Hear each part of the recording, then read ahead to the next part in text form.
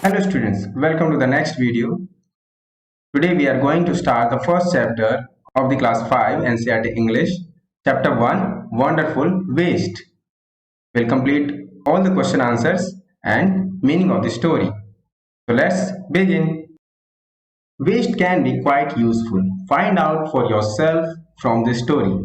आपको पता है वेस्ट भी बहुत यूजफुल हो सकता है। हम बहुत सारी चीजें वेस्ट से बनाते हैं। कहते हैं ना बेस्ट आउट ऑफ वेस्ट। बहुत सारी चीजें हम बेस्ट बना सकते हैं वेस्ट से। उसी कहावत को सिद्ध करती हुई ये कहानी है, ये स्टोरी है। तो आइए पढ़ते हैं वंडरफुल वेस्ट स्टोरी।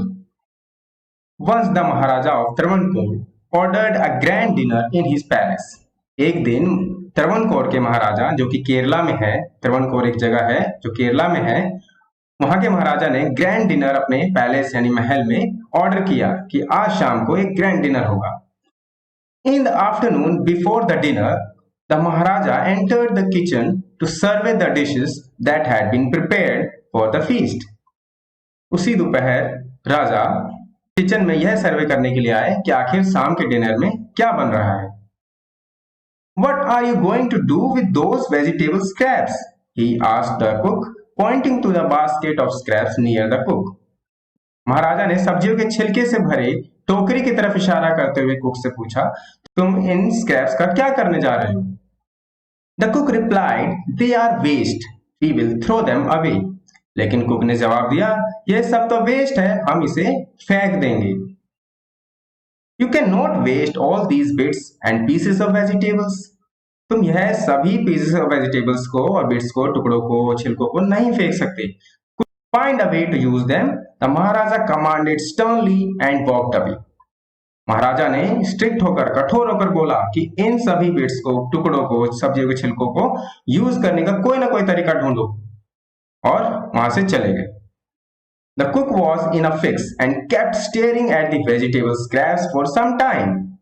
कुक अब ऐसी स्थिति में फंस गया जिससे वो बाहर नहीं निकल सकता था। राजा का हुक्म था, मानना तो था ही, तो उसने अब सोचा कि क्या किया जाए। तो कुछ देर तक वह वेजिटेबल स्क्रैप की उस बास्केट की तरफ देखकर सोचने लगा कि आखिर मैं इससे क्या बनाऊं। Suddenly an idea flashed across his mind. अचानक से तभी उसके दिमाग में कोई आइडिया आता है। He took all the vegetable bits, washed them and cleaned them well. उसने सभी सब्जियों के छिलकों को, टुकड़ों को अच्छे से धोया, उनको क्लीन किया और एक तरफ रख दिया। Then he cut them into long strips. He put them in a huge pot, placed it on the fire to cook. फिर उनको उसने लंबी लंबी स्ट्रिप्स में काट दिया और फिर उसको एक पोट के अंदर डालकर आग पर चढ़ा दिया। जैसे कि आप पिक्चर में देख सकते हैं, वो उन वेजिटेबल स्क्रैप्स को पका रहा है। Next he ground some fresh coconut, green chillies and garlic together. फिर उसने कुछ और चीजें, इंग्रेडिएंट्स यानी कुछ सामग्री डाली। क्या क्या डाला उसने? Fresh coconut, green chillies and garlic.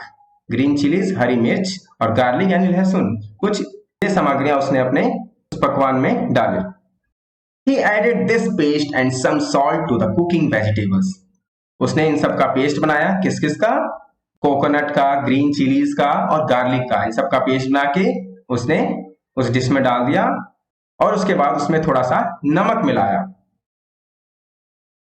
A tempting smell started coming from the pot. Now he whipped some curd and added to the curry. एक बहुत ही अच्छी खुशबू अब उस डिश से आने लगी थी। अब उसने उस डिश को और अच्छा बनाने के लिए उसकी करी में थोड़ा सा दही मिलाया। He also poured a few spoonfuls of coconut oil and decorated the dish with curry leaves. उसने उसमें थोड़ा सा कोकोनट ऑयल मिलाया और उसको करी लीव से सजा दिया, जैसा कि आप पिक्चर में देख सकते हैं। Lo and behold, the new dish was ready. उसने थोड़ी देर देखा और अचानक खुश होकर कि अब तो नई डिश रेडी है। The cook served this new dish to the guest that evening. और शाम के जो ग्रैंड डिनर था उसमें सभी गेस्ट को कुक ने यह डिश परोसी। Everyone was eager to know the name of the new dish. The cook thought and thought. अब सब लोग खा भी रहे थे, पिक्चर में आप देख सकते हैं, और सोच रहे थे आखिर ये क्या डिश है। सबको बहुत अच्छी भी लग रही थी। तो कुक ने भी सोचा क्या इसका क्या नाम मैं रखूं। Then a name came to his mind. He named it Ahvial. Avial. Cook ने इसका नाम सोचा avial. Avial became famous all over Kerala and is now one of the dishes in a traditional Kerala feast. Avial Kerala में बहुत फेमस हुआ और आज के समय में यह वहां का ट्रेडिशनल डिश है जो कि विशेष अवसरों पर और त्योहारों पर बनाया जाता है। And imagine it all came from a basket of waste. और सोचिए यह सिर्फ वेस्ट सब्जी के छिलकों से बना, तो कितना अच्छा हुआ ना। इसको हम बोल सकते हैं बेस्ट आउट ऑफ वेस्ट। तो इसी तरह से बहुत सारी वेस्ट चीजें होती हैं जिनको यूज करके हम बहुत अच्छी चीजें बना लेते हैं। घर में हम अक्सर ऐसा करते हैं। उसी पे बेस्ड ये कहानी थी। मुझे तो कहानी बहुत पसंद आई कि किस तरह की ट्रेडिशनल फिश इजाद हुई हो जिसका आविष्कार किया गया हो, है ना। तो आपको भी अच्छी लगी होगी। चलिए अब आगे बढ़ते हैं और करते हैं new words and question answers. New phrases.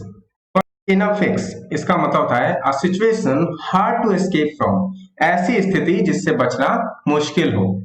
ठीक है। Next is flash across the mind, suddenly think of, अचानक से दिमाग में कुछ आना, दिमाग में अचानक से कोई विचार आना, कोई आइडिया आना। नेक्स्ट इज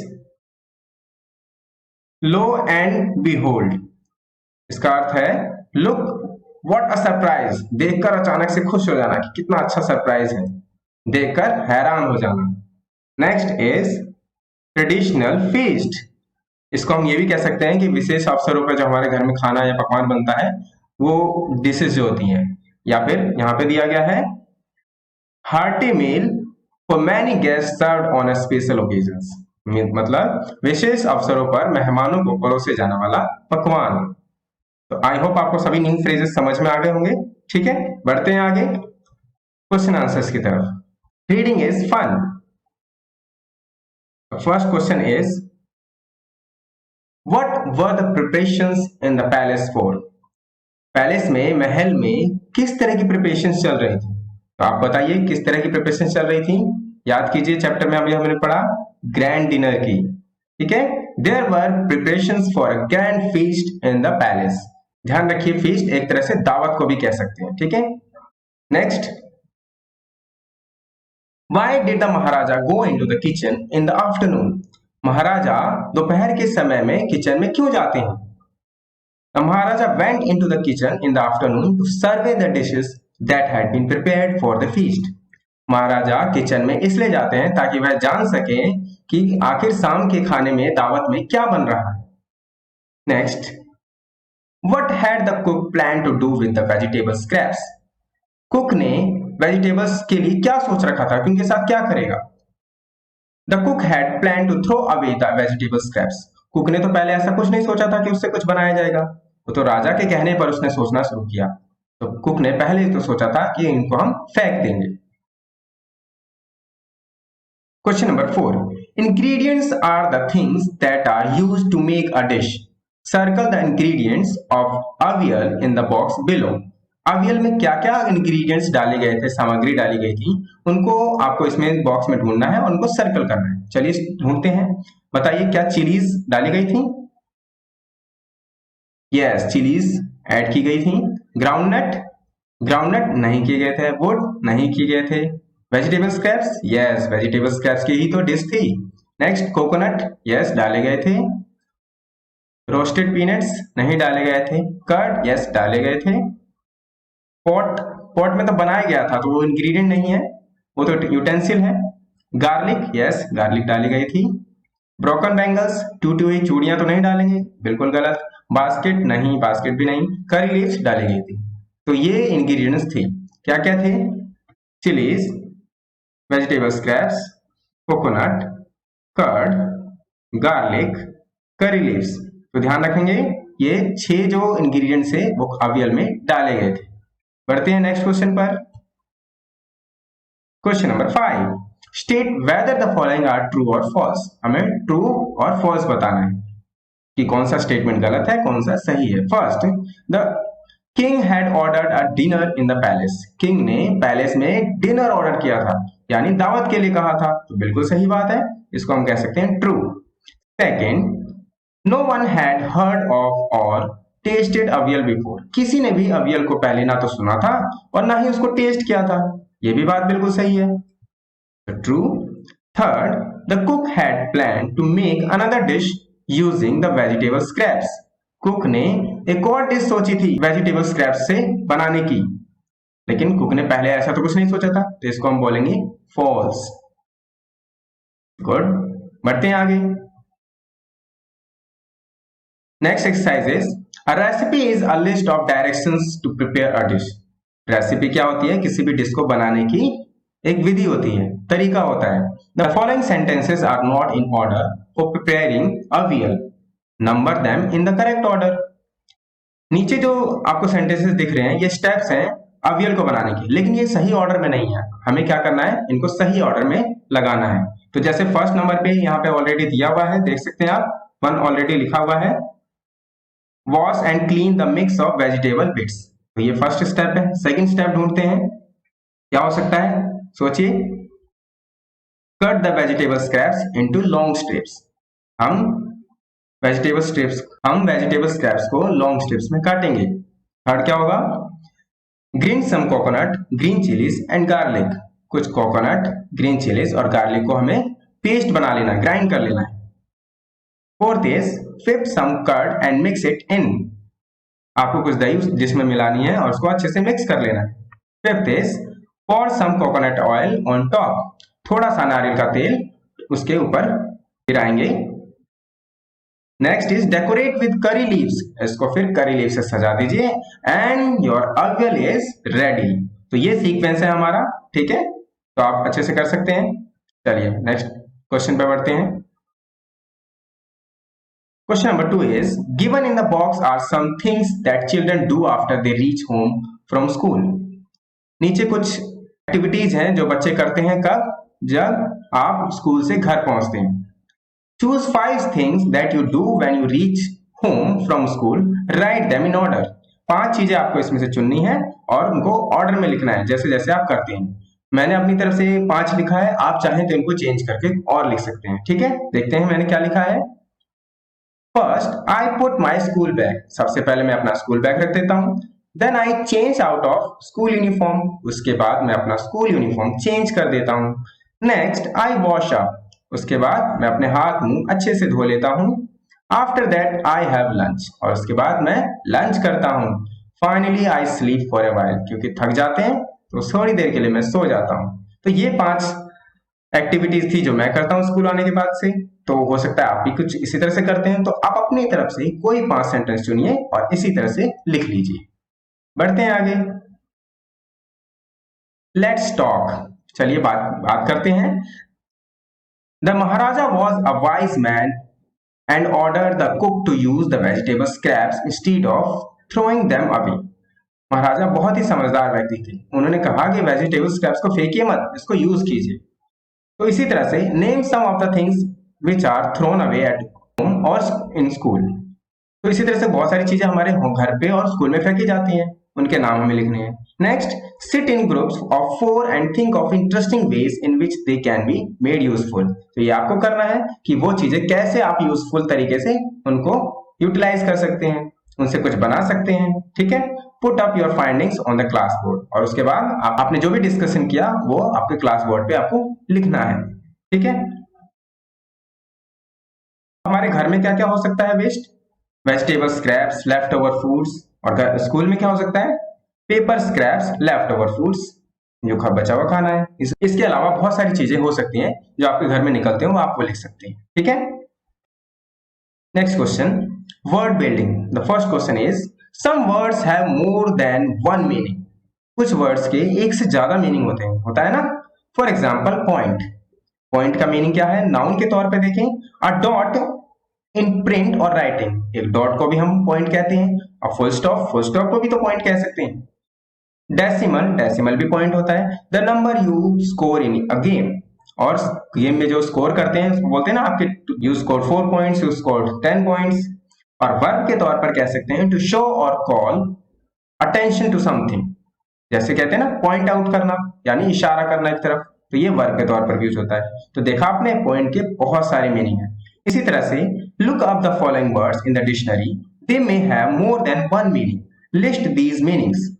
तो अगर आपके पास डिक्शनरी है तो अभी ओपन करके बैठ जाइए। सबसे पहला वर्ड है हमारे पास ग्राउंड।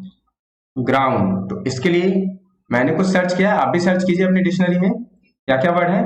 नाउन के तौर पे सरफेस ऑफ द अर्थ, अर्थ का जो सरफेस है उसको भी हम ग्राउंड बोलते हैं। बेस, किसी चीज का बेस हो उसको ग्राउंड बोलते हैं। An area which is used for specific purpose, एक ऐसा एरिया जो किसी पर्पस के लिए यूज होता है उसको भी हम ग्राउंड कहते हैं, जैसे कि ग्राउंड लेवल। इसी तरह से वर्ब के तौर पे हम कह सकते हैं past tense of grind, grind का पास्ट टेंस है। क्रश इनटू ग्रेन्स और पाउडर, और किसी चीज को छोटे छोटे टुकड़ों में या पाउडर में क्रश कर देना भी ग्राउंड करना होता है, ठीक है। तो ये वर्ब के तौर पर हो गया। सर्वे, सर्वे के लिए नाउन में वर्ड है अ जनरल लुक एट, किसी चीज पे जनरली देखना किसी चीज को, या फिर एग्जामिनेशन करना उसका, या फिर इन्वेस्टिगेशन करना, ये सर्वे करना कहलाता है। वर्ब के तौर पर एग्जामिन करना, लुक केयरफुली, किसी चीज को अच्छे से देखना, take a general view of, और या फिर साधारण तौर पर भी देखना, ये सर्वे कहलाता है, ठीक है। तो नाउन और वर्ब के तौर पर इसके ये मीनिंग्स थे। आगे बढ़ते हैं। तो नेक्स्ट वर्ड इज स्क्रैप। आइए जान लेते हैं स्क्रैप का मतलब क्या है। ये तो चैप्टर में भी हमने पढ़ा था वैसे, वेस्ट, कुछ भी वेस्ट मटेरियल होना। नाउन के तौर पर अ फ्रैगमेंट, वेस्ट मटेरियल, और वर्ब के तौर पर डिस्कार्ड और यूजलेस, ठीक है, जिसका कोई यूज नहीं है उसको हम स्क्रैप बोल सकते हैं, ठीक है, वेस्ट मटेरियल को स्क्रैप बोल सकते हैं। स्टर्नली नेक्स्ट वर्ड है। स्टर्नली मींस, आपको याद होगा चैप्टर में आया था, द महाराजा कमांडेड स्टर्नली, है ना, आदेश दिया था कुक को कठोरता से कि नहीं, तुम्हें वेस्ट नहीं करना है इन स्क्रैप्स को, आप कुछ यूज करने का इनको तरीका ढूंढो। तो स्टर्नली मींस कठोरता पूर्वक भी कह सकते हैं, स्ट्रिक्टली या सेवरली, ठीक है, एडवर्ब है ये। नेक्स्ट इज टेम्पटिंग, इसको एडजेक्टिव तौर पे हम कह सकते हैं अल्यूरिंग और इंड्यूसिंग, ठीक है, ऐसी चीज जो अपनी तरफ खींचे, हमें अट्रैक्ट करे, लुभाए। तो टेम्पटिंग स्मेल थी ना अवियल की, इसलिए वहां पे वर्ड टेम्पटिंग यूज किया गया था, ठीक है। हमने सभी वर्ड्स कर लिए। Let's move to the next question. Word building में question number 2, make new words by adding or dropping a few letters from the root word, some are done for you. तो देखिए यहाँ पे एक टेबल है, इसमें वर्ड्स लेफ्ट साइड में सारे दिए गए हैं, pawn, try, large, new, tasty, wise, stair, clean, और उनके पीछे हमें वर्ड यूज करने हैं, ऐड करने हैं, ईडी, आईएनजी, ईआर और ईएसटी, ठीक है। तो जैसे फर्स्ट वर्ड इज पाउंड, तो पाउंड के साथ ईडी लगाएंगे तो क्या बनेगा, पाउंडेड। आईएनजी लगाएंगे तो क्या बनेगा, पाउंडिंग, ठीक है। बाकी ईआर और ईएसटी नहीं लगा सकते, ये इस वर्ड के साथ नहीं लगता। Next word is try, try के साथ ट्राइड हो गया, अब क्या आएगा, आईएनजी लगने के बाद trying, trying, very good. Large, large के साथ अगर ईआर लगाएंगे तो लार्जर, ईएसटी लगाएंगे तो लार्जेस्ट, न्यू के साथ ईआर लगाएंगे तो न्यूअर, ईएसटी लगाएंगे तो newest. Tasty, tasted, tasting, tastier, tastiest, E S T लगने के बाद। Wise, wiser, wisest. Stare, stared, staring. Clean, cleaned, cleaning, cleaner, cleanest. तो इस तरह से हमने सभी वर्ड्स के पीछे इन वर्ड्स को ऐड कर दिया और इनसे कुछ न्यू वर्ड्स बने, ठीक है। इन सबके अलग अलग मीनिंग है, आप सभी अलग अलग मीनिंग को अपने डिक्शनरी में जरूर ढूंढेंगे, ठीक है। Now do any of these words use all of 4 endings. तो क्या कोई वर्ड ऐसे हैं जिनके पीछे ये चारों जो वर्ड हैं ऐड हुए हैं? तो ऐसे वर्ड है ना, कौन कौन से वर्ड है देखिए आप। एक तो मुझे टेस्टी दिखाई दे रहा है, चारों में ऐड हुआ है, जैसे टेस्टेड, टेस्टिंग, टेस्टियर और टेस्टीएस्ट। इसी तरह से क्लीन में भी हुआ है, देखिए cleaned, cleaning, cleaner and cleanest, है ना। तो इसके लिए हम क्या बोलेंगे, यस, ऐसा हुआ है, yes, okay, we have completed this one. तो इस तरह से हमने वो सभी क्वेश्चंस कर लिए जो हमें राइटिंग में करने थे। एक दो क्वेश्चन डिस्कशन करने के होते हैं तो उनको आप डिस्कस करके कंप्लीट कर लेंगे, ठीक है। फिर भी आपको कोई डाउट है तो आप हमें कमेंट बॉक्स में लिखकर भेज सकते हैं। बने रहें हमारे चैनल के साथ, आगे इसी तरह की और भी मजेदार और इंटरेस्टिंग वीडियोस के लिए। मिलते हैं जल्दी ही नेक्स्ट वीडियो में, तब तक के लिए बाय बाय।